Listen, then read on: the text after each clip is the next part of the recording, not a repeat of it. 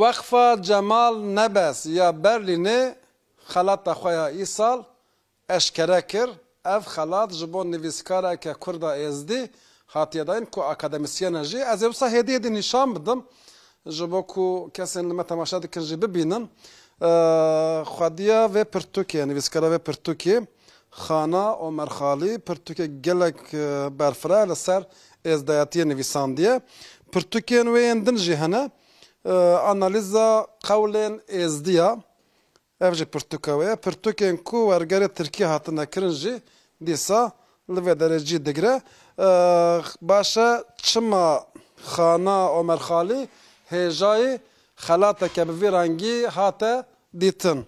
Em ê ji koordînatora xelatdayînê Birêz Fexriye Atsay pirsin ka ew çi dibêje çima Xana Omer Xalî. Xana Ömer Xalî di warê xebatên êzdiyatiyê de naveke serekê ye. Çend navên girîng xana yek jê Xana Ömer Xalî ye.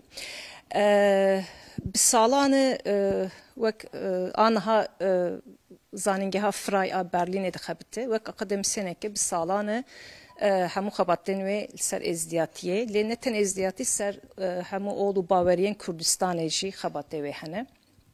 Pîvana we çi ye dema ku hûn xelat tek didin?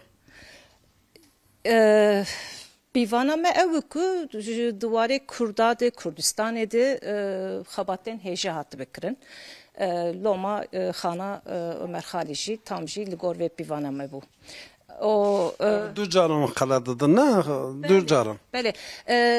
Vakfa Cemal Nebes a Berlînê du salan carekê vê xelatê didi. Yekemîn xelat 2023 de bo Zara Muhammedî hatû pêşkêşkirin. Zanîn Zara Muhammedî ji Rojhilata Kurdistanê o yek çalaktirîn aktivîsta zimanê Kurdî ye.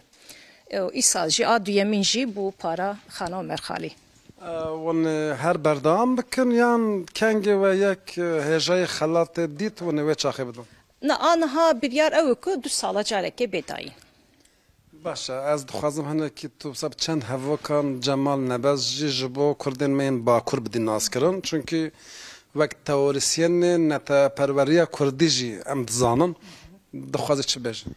Ya Cemal Nebez biyam di nav rewşenbîrên Kurd de ji bo min ciyekî wî pir xusûsî heye. Cemal Nebez wek rewşenbîrekî Kurd yani xwedî fikr û ramanên resenin.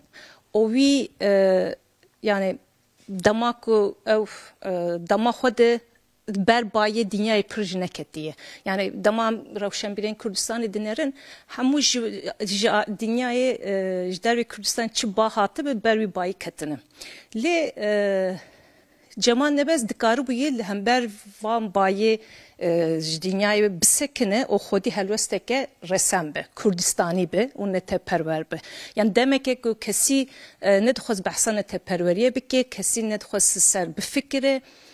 Cemal Nebez bawayekî bê sekin serê xwe bi neteperweriyê şand. Yani rewşenbîrên dema wî de ez nizanim ku rewşenbîrekî ser neteperweriya Kurdistanê serê xwe êşandiye.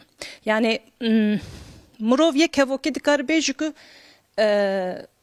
Cemal Nebez ji Kurdistanê o prizmaya neteperweriya Kurdistanê li cîhanê neriye. O li Kurdistanê neriye. Loma ev wî dike rewşenbîrekî yekta. Gelek spas. Ez spas dikim.